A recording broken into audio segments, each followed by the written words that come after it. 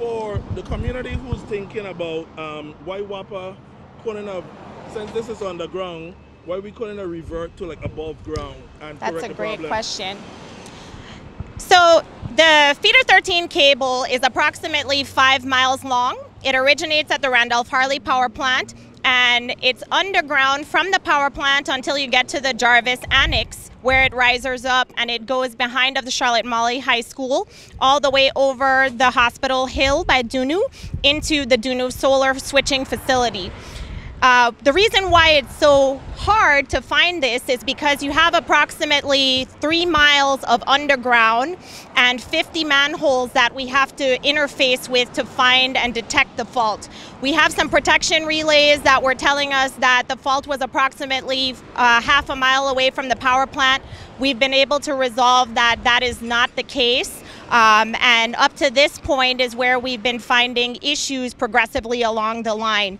The complex thing with an underground system is that, you know, a high fault current or stress on the cable can continue to degrade other sections of the cable even though you've energized it successfully. So we had it energized on Sunday night. It held for about 45 minutes and then it failed, which means that other sections continued to fail.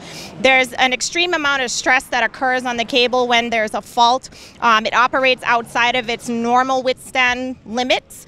So that's why you've been getting progressive failures. Any weak point along the cable when there's a fault will stress the cable out to a point where it will fail. So we've been doing isolations along the cable. That's been a challenge as well because there aren't any isolation points available for us to open up without a lengthy termination that's needed. What we've been encountering in the manholes is just straight splices, which doesn't allow you to disconnect two sides and isolate them so that you can electrically test between two open points using a test set, which some of our staff have been utilizing in order to detect the issues with the cable. So it's been extremely challenging for our team.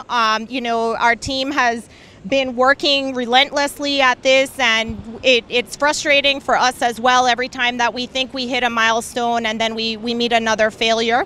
But being that we found this fault today, we're going to open up the splice that's in the manhole. We're going to do testing from both sides, from the Concrine Bridge to this point, and then from this point down to the DMV where we currently have it sectionalized so that we can determine if the cable is good. If it is good, then we can repair it and we can try to restore power shortly.